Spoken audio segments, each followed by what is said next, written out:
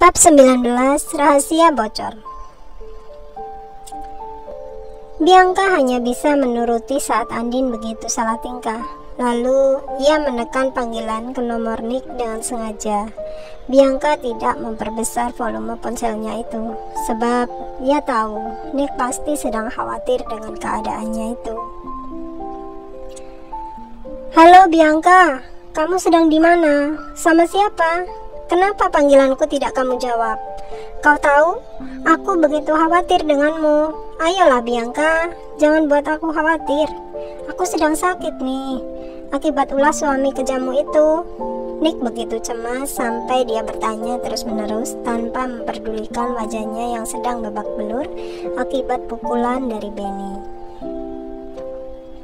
Maafkan aku Nick, aku baru bangun tidur siang dan sekarang di rumah teman. Jadi kamu tidak usah risau ya. Oh ya, aku ingin beritahu kalau nanti malam aku akan datang ke klub tempatmu bekerja, ucap Bianca sembari melirik ke arah Andin. Kasihan Nick, dia pasti sakit mendapat pukulan itu. Tapi sekarang dia pasti tidak ingin tinggal di rumah. Apalagi setelah mendengar aku akan pergi ke klub, batin Bianca. Loh, untuk apa pergi ke klub Bianca? Aku pikir malam ini mau ambil cuti kerja. Tapi jika memang kamu mau datang, baiklah, aku akan ikut. Oh ya, apa sekarang kamu sudah aman dari suami sialanmu itu? Tanya Nick. Ya, aku sudah aman bersama dengan temanku. Baiklah kalau begitu, kamu istirahat saja dulu, Nick. Bianca ingin menahan agar Nick tidak perlu datang, tetapi dia juga tidak enak hati dengan Andin. Apalagi wanita itu sudah mau menolongnya. Ada perasaan tidak nyaman yang harus Bianca tahan. Namun berbeda dengan Andin, justru raut wajahnya ceria sampai membuatnya terus tersenyum seorang diri. Saat itu hanya tinggal 2 jam lagi sebelum waktunya mereka akan pergi ke klub. Dan waktu 2 jam digunakan oleh mereka untuk bersiap-siap. Beberapa saat kemudian semuanya selesai. Kedua wanita itu telah tampil cantik dan seksi. Dan tentunya Bianca lah yang benar-benar cantik. Apalagi dengan tubuhnya yang putih mulus. Keduanya pergi dengan taksi yang sudah menunggu di depan. Andin juga tidak lupa membawa cermin kecil untuk dirinya sendiri. Dan dari tadi ia terus menatap wajahnya itu sampai membuat Bianca geleng-geleng kepala menatap ke arah temannya itu. Hingga akhirnya mereka tiba di klub malam.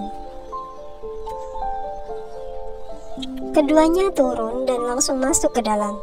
Suasana klub yang belum ramai dipadati oleh banyak orang membuat Bianca merasa nyaman. Apalagi saat itu dirinya berpikir jika tidak ada orang dari pihak suaminya yang melihat. Dari sudut lain, Nick sedang duduk di sofa dan sengaja sedang menunggu kedatangan Bianca. Meskipun wajahnya masih babak belur, tetapi ia tetap percaya diri dan malam itu atasannya memperbolehkan dirinya untuk hanya sekedar menghibur diri tanpa melakukan pekerjaan DJ, sehingga dirinya bisa bersantai. Ketika Nick sudah melihat kedatangan dari seseorang yang sedang ia tunggu, ia begitu senang. Tapi pada saat bersamaan, Nick terheran ketika melihat Bianca tidak datang seorang diri. Andin? Kenapa Bianca kesini dengannya? Nick bertanya pada diri sendiri. Namun, ia bersikap biasa saja, bahkan seolah tidak pernah melihat ada mantan kekasihnya yang juga ikut datang. Saat itu, mata ketiganya sempat bertemu. Bianca ingin menghampiri Nick, namun justru Andin yang mendahului jalannya. Ketika Andin tiba di dekat Nick dan berniat untuk memberikan pelukan, justru saat itu Nick dengan cepat menghindar dan langsung memberikan pelukan kepada Bianca. Sontak, hal itu membuat Andin kesal setengah mati. Begitupun dengan Bianca yang tidak enak hati karena ada Andin di sana. Ia dengan cepat melepaskan pelukan dari Nick saat itu dan menarik tangan Nick untuk duduk di dekat Andin. Bianca, lihat wajahku masih memar begini. Kuharap kamu mau untuk mengobati lukaku ini, ucap Nick. Sepertinya sengaja ingin membuat Andin kesal. Sebaiknya Andin saja yang mengobati lukamu ini, karena tiba-tiba saja perutku sakit. Aku ke toilet dulu ya, sahut Bianca dengan sengaja ngeles sembari melirik ke arah temannya. Kenapa harus dia? Aku tidak menginginkannya untuk mengobatiku, Bianca. Kalau kamu mau ke toilet, ya sudah, aku ikut ya. Kutunggu kamu di luar. Dengan sangat jelas, Nick menolak sembari ikut bangkit bersama Bianca. Namun saat itu, Bianca benar-benar tidak menyangka jika Nick akan bersikap seperti itu terhadap Andin. Karena tidak ada pilihan lain, ia pun pergi ke toilet. Meskipun tidak benar-benar pergi ke toilet, namun Bianca hanya berusaha menjauh. Saat itu, Nick sempat curiga jika itu adalah akal-akalan dari Bianca saja. Dan benar, dengan tiba-tiba gadis itu berhenti di tempat yang sepi. Ayolah Nick, kenapa kamu bersikap seperti itu di depan Andin? Aku jadi tidak enak hati dengannya, ucap Bianca. Memangnya kenapa Bianca? Apa aku harus berpura-pura baikan dengan gadis itu? Kau tahu kan, jika dia adalah mantan pacarku, jadi menurutku tidak ada lagi urusannya denganku. Dan kamu kenapa bisa tiba-tiba datang ke sini dengannya? Atau jangan-jangan kalian sengaja ya? Nick menebak dan ternyata tebakannya itu benar. Bianca langsung menganggukkan kepalanya lalu berkata, "Ya, aku mengakuinya. Memang kami sengaja datang ke sini karena Andin yang memintanya. Tapi itu semua kulakukan karena dia sudah menolongku. Dan sekarang aku menginap di tempatnya. Jadi kupikir kalau sebaiknya kamu mau baikan sama mantanmu itu, Nick."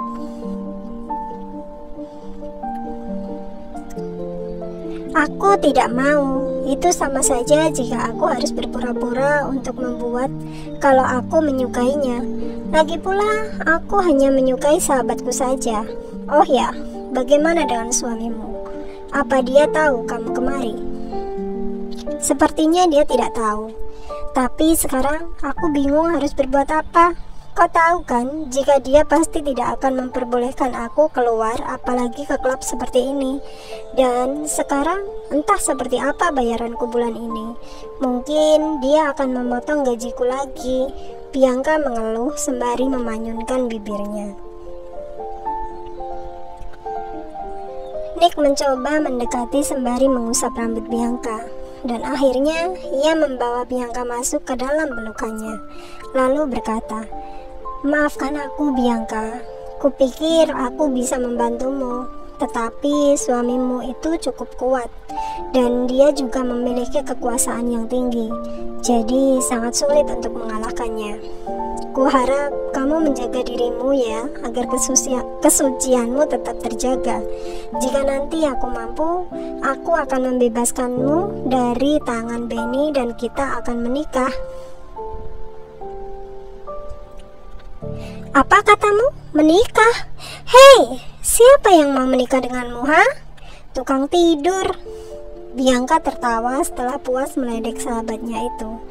Ia juga masih di dalam pelukan Nick. Namun saat itu keduanya tidak tahu jika ada seseorang yang sudah mendengar semua percakapan mereka. Setelah mereka pergi ke toilet, Andin curiga dan berusaha untuk mengikuti diam-diam. Alhasil dia menemukan fakta yang baru dan begitu membuatnya tercengang.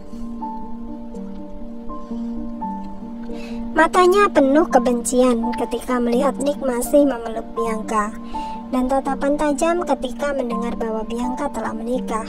Namun bukan hanya itu saja, ia juga benar-benar tidak menyangka jika Bianca mendapatkan suami seperti Benny.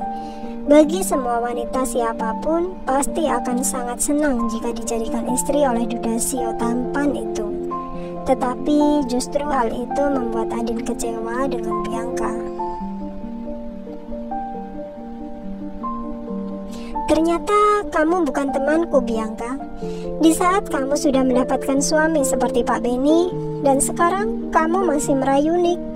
Meskipun dia adalah mantanku, tetapi aku tidak rela. Lihat saja, aku akan membuat publik tahu siapa dirimu.